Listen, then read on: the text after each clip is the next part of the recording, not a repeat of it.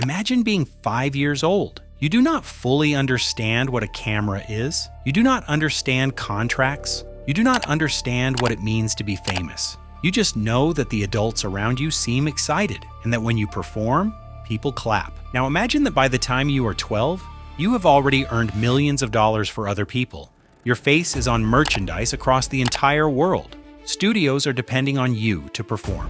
And the adults who were supposed to protect you are the very same people profiting from every single thing you do. Hollywood has always loved child stars. They are cheap, they are charming, they are endlessly marketable, audiences connect with them instantly, and Hollywood has always known exactly how to use that and exactly when to throw it away. Today we are looking at 5 of Hollywood's biggest child stars, what the cameras showed you, what was happening behind them, and what the industry did or failed to do when these children needed protecting most. What you are about to hear is not entertainment, it is a pattern, and it has never stopped. Number 1, Macaulay Culkin. In 1990, Macaulay Culkin became the most famous child on the planet. Home Alone was not just a hit, it was a phenomenon, the highest grossing comedy of all time at that point. And at the center of all of it, a 10-year-old boy with a natural comic talent that Hollywood had never quite seen before. By the time he was 12, Macaulay Culkin was earning approximately $1 million per film. He was the most in-demand child actor in the world, and his father controlled every single cent of it.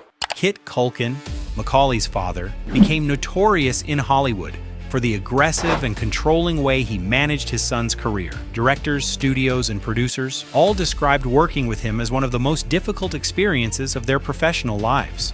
Multiple people close to the family described a home environment where Macaulay's earnings were the central priority, and Macaulay himself was treated as the means to generate them, not as a child, as a resource.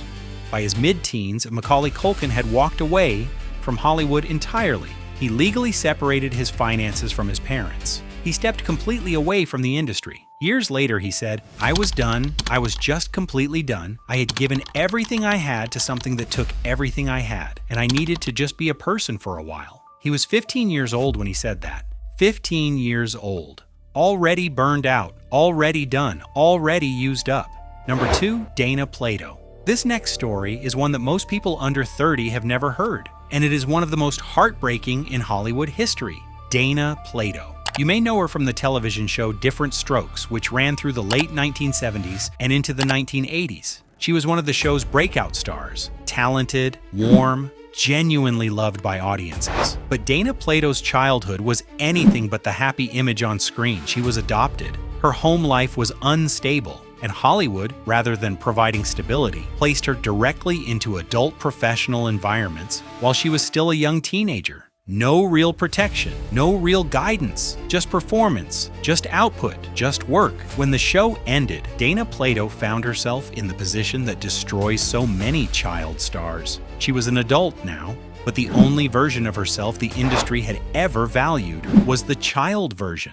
The phone stopped ringing, the opportunities dried up, and she had never been given the tools to build a life outside of performing. Hollywood had taken everything her childhood years had to offer, and then it moved on without her. She struggled deeply with addiction in her adult years. She made desperate attempts to stay in the public eye. She called into a radio show in 1999 and spoke with heartbreaking honesty about how lost she felt.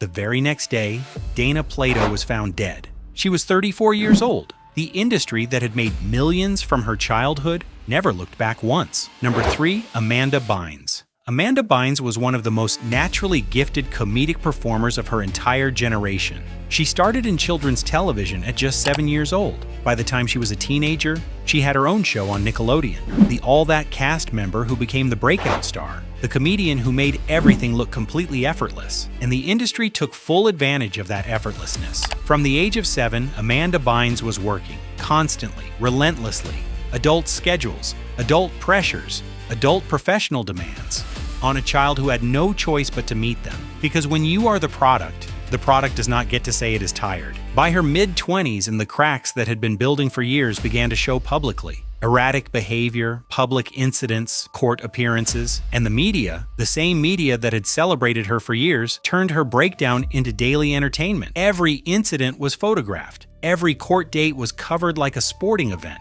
Every difficult moment became content for people to consume and mock. Nobody in that media cycle stopped to ask the obvious question: what happened to this person? And what did we all do, or fail to do, to prevent this? Amanda Bynes herself later said, "I never had a normal childhood. I never had a normal adolescence. I went from being a child performer to an adult performer with nothing in between. There was no space for me to just figure out who I was." She has since spoken about her mental health journey. She is working toward recovery, but the years that were taken from her, those do not come back. Number 4, Corey Haim. And now we come to the story that I want you to pay the closest attention to. Corey Haim. In the 1980s, Corey Haim was one of the defining faces of his generation. The Lost Boys, Lucas, License to Drive. He was everywhere, beloved by millions. One of the most recognizable teenagers in American entertainment. But behind that fame, Corey Haim was being failed by almost every adult who had a responsibility to protect him. He has spoken in interviews about experiencing abuse at the hands of people within the Hollywood industry when he was a young teenager. Abuse that was known about, covered up, and never properly addressed. His co-star and close friend Corey Feldman has spoken extensively about the environment both of them were placed in as young actors in Hollywood. The number one problem in Hollywood was, and is, and always will be pedophilia. It is the dark, ugly secret that nobody wants to talk about. And Corey and I both paid the price for it. Corey Haim never recovered from what happened to him as a child. He struggled with addiction for his entire adult life. He made desperate attempts at comebacks. He tried to rebuild. In 2010, Corey Haim died from pneumonia, complicated by years of substance dependency. He was 38 years old,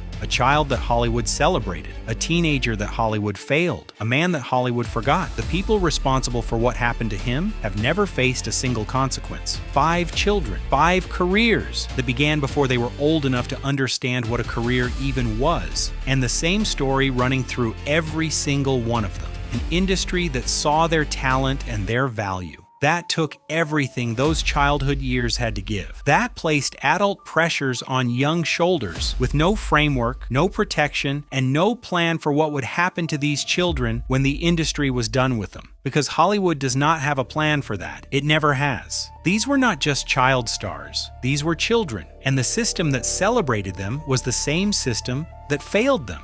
The most uncomfortable truth about all 5 of these stories? None of them had to end the way they did. Every single one of them was preventable. If this video made you feel something, if it changed how you think about the industry behind the entertainment, hit the like button. Share this with someone who needs to hear it, and subscribe, because the stories we tell here are the ones that the industry spends a lot of money making sure you never find. I will see you in the next one.